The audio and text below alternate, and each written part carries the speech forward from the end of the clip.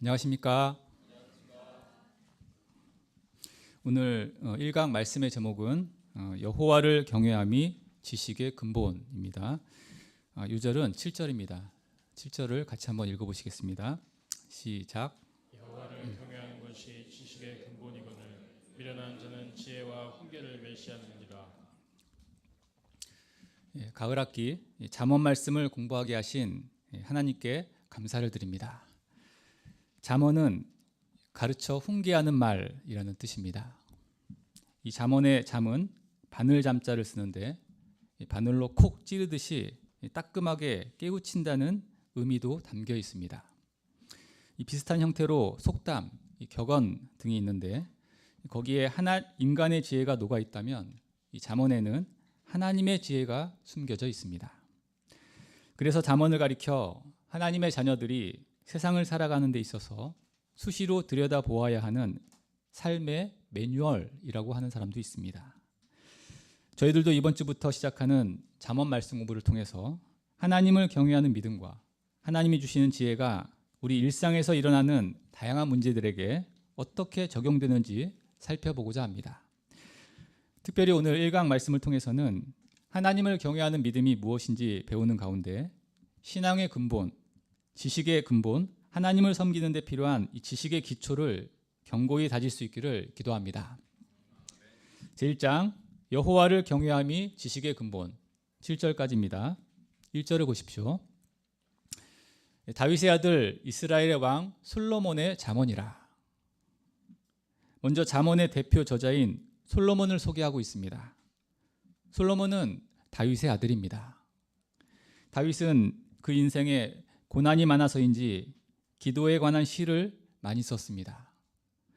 반면 아버지 다윗의 희생과 수고와 헌신 덕분에 그 인생이 평온했던 솔로몬은 교훈에 관한 글을 많이 썼습니다. 또한 솔로몬은 이스라엘의 왕입니다. 솔로몬이 왕이 되었을 때 내가 내게 무엇을 줄고 너는 구하라 하시는 하나님께 듣는 마음, 곧 지혜를 구했습니다. 하나님은 이런 솔로몬을 기뻐하시고 그에게 지혜롭고 청명한 마음을 주셔서 지혜의 왕이라 일컬어지게 하셨습니다. 지혜의 왕 솔로몬이 잠언을 기록한 목적이 무엇입니까? 첫째, 잠언은 지혜와 훈계를 알게 하며 명철의 말씀을 깨닫게 합니다. 지혜, 이 호크마는 이론적인 총명함과 실천적인 유능함을 뜻합니다. 공부머리도 있는데 일머리까지 있다는 것을 말합니다. 훈계는 꾸짖어 가르치다는 뜻으로 듣고 배운 지혜를 자신의 것으로 만들도록 훈련하는 과정입니다. 명철은 눈에 보이지 않는 이면의 세계를 꿰뚫어 보는 능력입니다. 인사이트, 즉 안쪽을 사이트, 보게 하는 통찰력입니다. 잠언은 사람을 지혜롭게 하고 끊임없이 자신의 부족한 점을 돌아보게 해서 성장하고 발전하게 합니다. 또 잠언은 사람들이 왜 저런 말, 저런 행동을 하는지 그 내면을 볼 수 있게 하고 지금 세상에서 벌어지고 있는 일들과 내 인생에서 일어나고 있는 사건들에 어떤 하나님의 뜻이 있는지 그 의미와 본질을 헤아려 볼 수 있게 합니다. 둘째, 지혜롭게, 공의롭게, 정의롭게, 정직하게 행할 일에 대하여 훈련을 받게 합니다. 대부분의 사람들이 눈앞의 이익을 위해 물벌 안 가리고 염치 없이 욕심을 쫓아 살아갈 때 잠언은 지혜와 공의, 정의, 정직이라는 하나님의 성품을 간직하고 살아가도록 도와줍니다. 셋째, 어리석은 자를 슬기롭게 하며 젊은 자에게 지식과 근신함을 줍니다. 잠언은 어려서 인생 경험이 부족한 어리석은 자라 할지라도 연륜과 경험을 초월하는 슬기로움을 갖게 합니다. 한번 뭔가에 꽂히면 해야 할 일마저 팽개친 채 중독되어 빠져들기 쉬운 젊은 자들에게 절제력을 갖게 해서 그 인생을 허비하지 않도록 도와줍니다.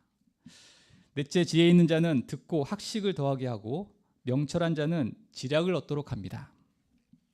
잠언은 어리고 또 젊은 자뿐 아니라 지혜롭고 명철한 자들에게도 필요합니다. 세상 지식과 경험이 많다고 듣지 않고 배우지 않다가는 믿고 있던 그 학식과 지략이 낡아져서 금세 뒤처지게 됩니다. 이상에서 이 잠언을 기록한 목적에 대해 살펴보았습니다. 잠언이 주는 이런 여러 가지 유익함의 진수는 솔로몬의 친모 찾기 재판에서 볼 수 있습니다. 솔로몬은 서로 아이의 친모라고 주장하는 두 여인에게 칼로 아이를 둘로 갈라서 나눠 가지라는 다소 엽기적인 판결을 내렸습니다. 겉으로 내뱉는 말보다 누가 더 아이의 생명을 귀하게 여기는가, 그 마음속 모성애를 보면서 진짜 아이의 엄마를 구별해낸 것입니다. 그 재판에는 솔로몬의 지혜와 명철과 공의와 지략이 얼마나 뛰어난가 잘 나타나 있습니다. 그런데 이처럼 지혜를 주제로 책까지 쓴 솔로몬이라 할지라도 현실적인 유익을 위해 신명기 말씀을 어기고 이방 여인들과 정략 결혼을 함으로써 이스라엘로 하여금 우상 숭배에 빠지게 하는 단초를 제공하고 말았습니다. 이 솔로몬의 잠언이라는 말 속에는 잠언 말씀이 가짜와 진짜가 뒤섞여 있는 세상에서 거짓과 진리를 분별할 수 있는 지혜를 주긴 하지만 매 순간순간 하나님을 경외하는 믿음으로 살지 않으면 아무리 지혜가 많아도 결국 눈에 보이는 유익을 쫓다가 망할 수 있다는 교훈이 담겨 있습니다. 그럼 솔로몬의 전철을 밟지 않기 위해서 우리가 어떤 믿음과 자세로 잠언을 공부해야 할까요? 7절을 다시 한번 읽어보시겠습니다. 시작. 것이 지식의 근본이거늘 미련한 자는 지혜와 훈계를 멸시하느니라.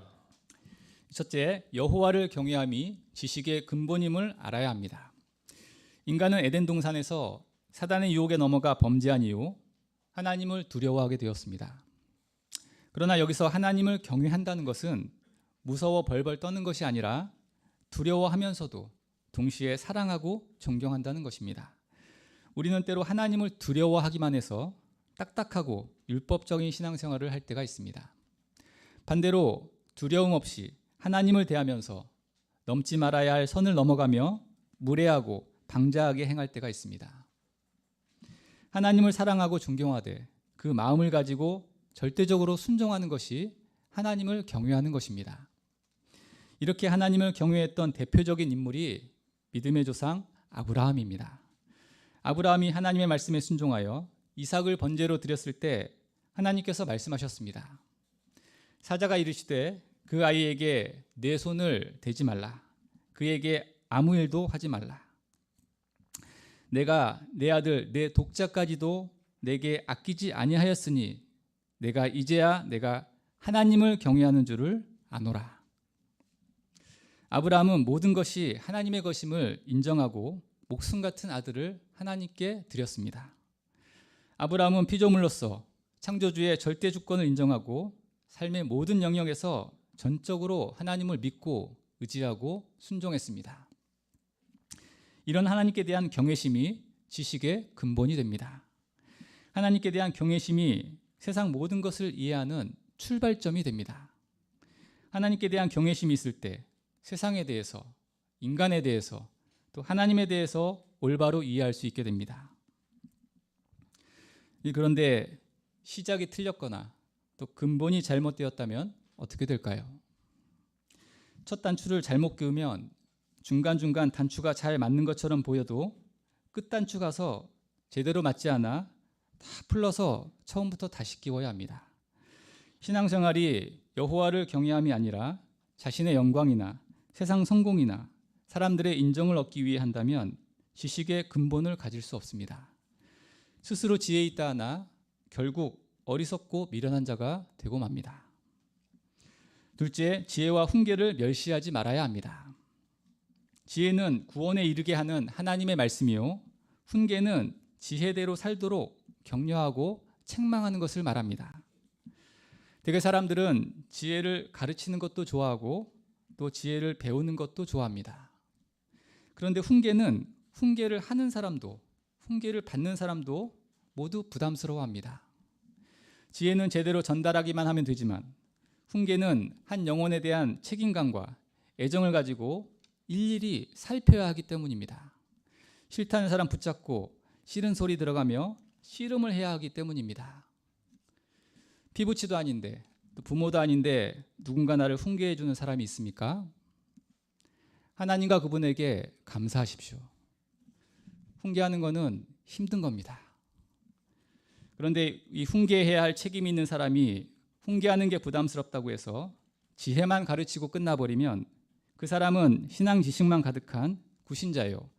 주일날 성전 마당만 밟는 썬데이 크리스찬이 될 것입니다. 반대로 훈계 받아야 할 사람이 훈계 받는 것이 싫어서 무조건 자기 말을 인정해 주는 사람만 찾아다닌다면 자기 문제를 깨닫지 못하고 어리석은 판단으로 사탄의 먹잇감이 되고 맙니다. 잠언 기자는 지혜와 훈계를 멸시하는 자는 미련한 자, fools, 바보라고 했습니다. 영적으로 미련하다는 것은 IQ의 문제가 아닙니다. 또 MBTI의 문제도 아닙니다. 여호와를 경외함이 지식의 출발이라면 여호와를 경외하지 않는 교만의 죄가 미련함의 출발점이 됩니다. 르호보암 왕은 노인의 지혜와 훈계를 멸시하고 친구들의 말을 듣다가 조상들이 일구어 놓은 나라를 망쳐 놓았습니다. 아담은 하나님의 계명의 말씀을 멸시하다가 사단의 유혹에 넘어가 범죄한 후 그 살기 좋은 지상낙원인 에덴에서 쫓겨나고 말았습니다. 이외에도 성경에 수없이 많이 등장하는 미련한 자들의 이 공통점은 하나같이 여호와를 경외하지 않는 교만한 사람들이었음을 보게 됩니다. 우리가 교만의 죄를 회개하고 또 지혜와 훈계를 귀하게 여기고 잘 배워서 영적으로 성장하는 지혜로운 자들이 되기를 기도합니다. 7절을 다시 한번 읽어보시겠습니다. 시작. 그것이 지식의 근본이거늘 미련한 자는 지혜와 훈계를 멸시하느니라. 이 말씀은 잠언 전체의 요절이면서 또 지혜가 많았음에도 어리석은 인생으로 끝나버린 솔로몬의 전철을 밟지 않도록 우리에게 교훈을 줍니다. 저희가 여호와를 경외하는 믿음으로 지혜와 훈계를 귀하게 여겨서 신앙의 근본, 또 믿음의 근본을 다짐으로 어떤 사단의 시험에도 흔들리지 않는 견고한 믿음의 사람들이 되기를 간절히 기도합니다. 제2장 악인의 괸 지혜의 초청 8절부터 33절까지입니다. 하나님을 경외하는 삶을 살고자 하는 자들은 먼저 부모의 훈계와 법을 잘 따라야 합니다. 8절을 보십시오. 내 아들아 내 아비의 훈계를 들으며 내 어미의 법을 떠나지 말라. 부모의 가르침이 특별한 이유는 이 부모야말로 나를 가장 사랑하고 나를 가장 잘 알고 나를 위해서 모든 것을 희생하는 분들이기 때문입니다. 비록 시대에 좀 안 맞아 보여도 나보다 먼저 이 거친 세상을 살아내면서 온갖 실패와 실수와 착오를 겪어가며 터득한 실제적인 지혜가 많은 분들이기 때문입니다. 그렇기 때문에 부모가 가르쳐 주시는 훈계와 법을 잘 듣고 떠나지 않는 자는 반드시 승리의 면류관과 성공의 금사슬을 얻게 됩니다. 그런데 세상에는 아들이 잘 되기만 바라는 이 부모와 같은 이들도 있지만 아들을 훈계와 법에서 멀어지도록 유혹하는 악한 자들이 훨씬 많습니다. 10절부터 12절을 보십시오. 좀 길지만 읽어보시겠습니다. 시작. 한 자가 너를 꿰일지라도 따르지 말라. 그들이 내게 말하기를 우리와 함께 가자. 우리가 가만히 엎드렸다가 사람의 피를 흘리자. 죄 없는 자를 까닭없이 숨어 기다리다가 소울같이 그들을 산채로 삼키며 무덤에 내려가는 자들같이 통으로 삼키자. 아들이 부모의 훈계와 법을 따르지 않고 자기 소견에 옳은 대로 살고자 할 때 악인들은 귀신같이 이를 알고 접근합니다. 악인들은 함께 모의해서 묻지마 살인을 하고 그들의 재산을 빼앗자고 유혹합니다. 땀 흘려 일할 필요 없이 쉽게 돈을 벌 수 있는 방법이 있다고 너한테만 가르쳐 줄 테니까 함께 하자고 유혹합니다. 또 그렇게 모은 재물은 공동 명의의 통장에 넣어놓고 공평하게 나누어 갖자고 합니다. 나보다 많이 가진 자의 것을 빼앗아 골고루 나눠 갖자는 왠지 그럴듯해 보이는 이 이기적인 발상은 양극화로 인해 상실감에 젖어 있는 이 시대 청년들에게 큰 유혹이 됩니다. 그러나 거짓 평등, 거짓 정의, 거짓 공정을 내세우며 유혹하는 악인의 괸에 대해 어떤 선택을 해야 합니까? 15절, 16절도 같이 한번 읽어보시겠습니다. 시작. 내 아들. 함께 길에 다니지 말라.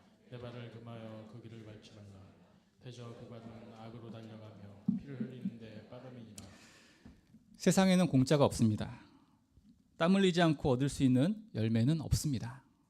살면서 이를 체험한 부모는 아들에게 불로소득, 일확천금으로 유혹하는 악인들의 꾀를 따르지 말고 죄인들의 길에 서지 말라고 당부합니다.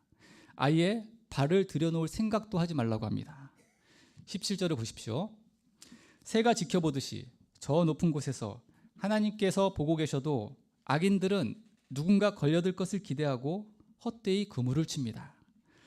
그런데 안타깝게도 새도 피해가는 뻔한 그물에 걸려드는 새보다 못한 사람이 있습니다.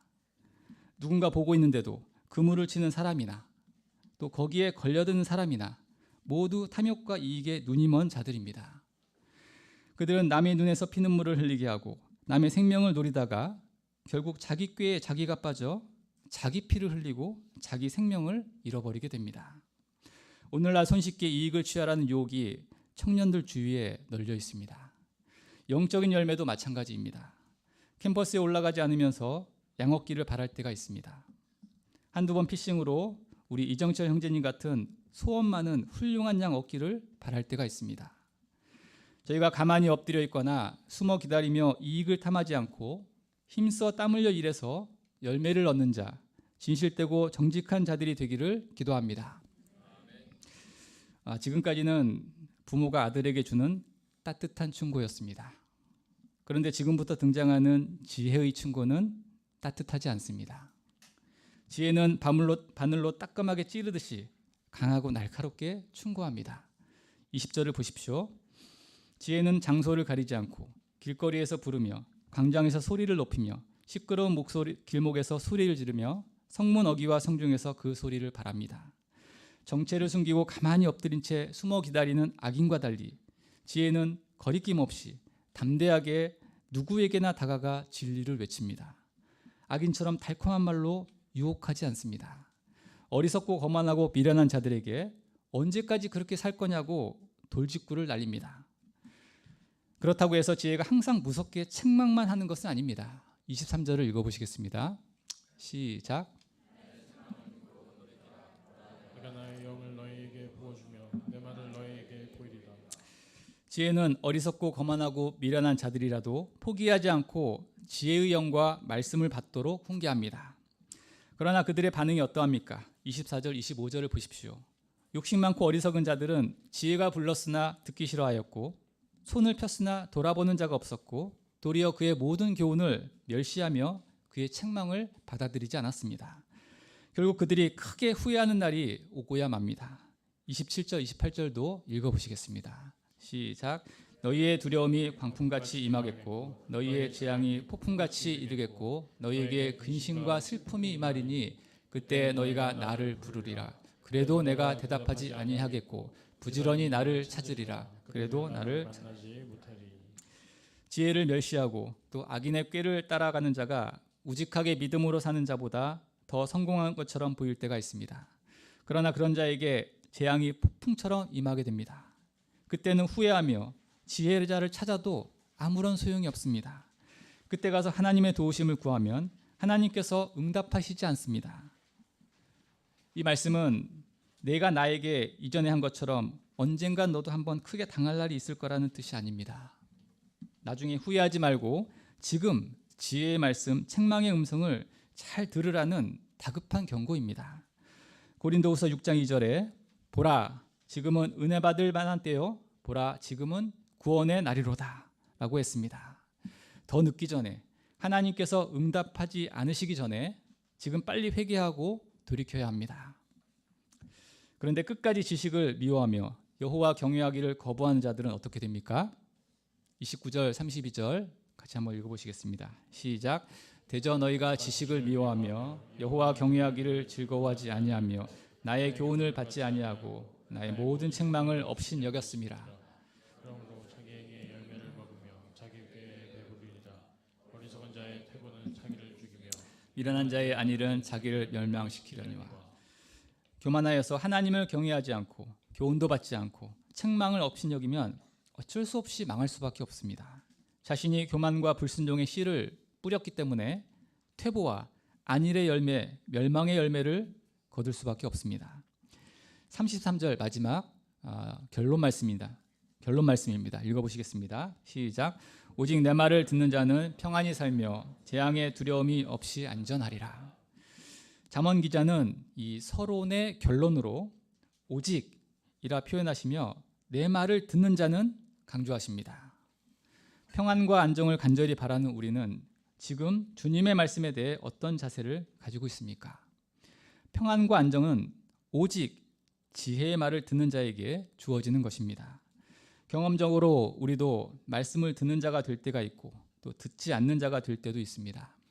말씀을 듣지 않는 자는 신앙생활은 하지만 변화되지 않는 구신자가 될 뿐입니다. 베드로는 깊은 데로 가서 그물을 내려 고기를 잡으라는 말씀이 업으로서는 이해가 되지 않는 말씀이었지만 오직 듣고 순종하여 예수님의 수제자요 인류의 스승이 되었습니다. 아무리 말씀이 내 인생을 구원해 주는 말씀이라도 듣지 않으면 소용이 없습니다. 말씀을 진지하게 듣는다면 그 열매가 나타나고 구원의 은혜를 누리게 될 것입니다. 내가 말씀을 마음으로 듣고 있는지 형식적으로 듣고 있는지 점검해 보아야겠습니다. 그리고 오직 내 말을 듣는 자가 될 수 있기를 간절히 기도합니다. 말씀을 통해 하나님을 경외하는 것이 지식의 근본이자 시작임을 배우게 하셔서 감사를 드립니다. 저는 영적으로 어리석은 자요, 근신하지 못하는 자요, 훈련을 하는 것도 받는 것도 부담스러워하던 자입니다. 영적인 분별력이 없어서 양들의 내면 문제를 제대로 보지 못하고 엉뚱한 기도 제목을 붙들고 기도할 때가 많았습니다. 근신하지 못해서 한번 유튜브에 빠져들면 헤어나오지를 못했습니다.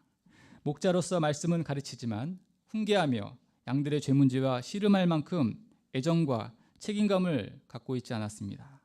이런 자에게 잠언 말씀을 들려주심으로 지혜 있는 자의 오묘한 말을 깨닫게 하셔서 감사를 드립니다.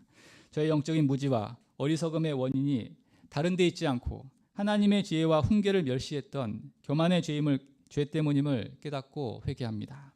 제가 날마다 하나님이 들려주시는 일용할 양식 말씀을 통해 제가 먼저 지혜와 훈계를 잘 받고 또 양들에게도 지혜와 훈계를 알게 하는 목자요, 아비요, 성경 선생으로 쓰임 받기를 간절히 기도합니다. 결론입니다. 지혜의 왕 솔로몬은 하나님을 경외하는 것이 지식의 근본이라고 가르치고 있습니다. 이는 그가 인생을 살며 성공과 실패를 통해서 얻은 교훈이자 또 사랑하는 아들이 꼭 깨닫기를 원했던 참 지식입니다. 지혜의 초청이 우리에게 한없이 주어지지 않습니다. 지혜가 때론 부모의 애정어린 목소리로, 때론 훈련관의 따끔한 책망으로 권면할 때 응답하고 돌이켜 회개하는 자가 되기를 기도합니다. 하나님을 경외하는 믿음과 지혜로 거짓과 진리를 분별하는 가운데 악인의 꾀임에 속지 않고 지혜의 음성을 쫓아 사는 자들이 되기를 간절히 기도합니다. 제가 잠깐 기도하고 마치겠습니다. 은혜로우신 하나님 아버지, 이 시대가 정말 지혜와 지식이 필요한 시대입니다. 이런 시대에 저희에게 잠언 말씀을 주셔서 감사합니다. 하나님을 경외함으로 지식과 지혜와 또 믿음의 기초를 견고하게 쌓는 가을 학기가 되게 도와주십시오. 저희가 다른 악인의 꾀임에 빠지지 않고 유혹당하지 않고 지혜의 초청의 음성에 귀 기울이는 자들이 되게 도와주십시오. 예수님의 이름으로 기도했습니다. 아멘.